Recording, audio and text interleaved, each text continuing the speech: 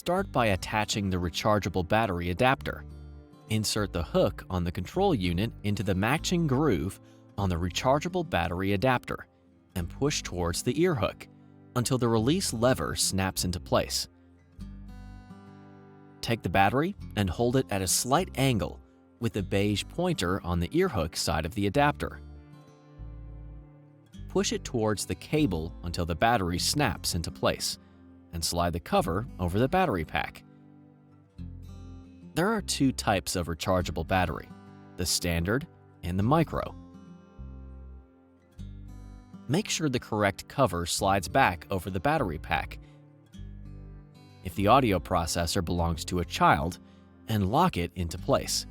If the battery runs out, gently remove the cover and the battery by pushing it first towards the ear hook, then pull it out until the battery is detached.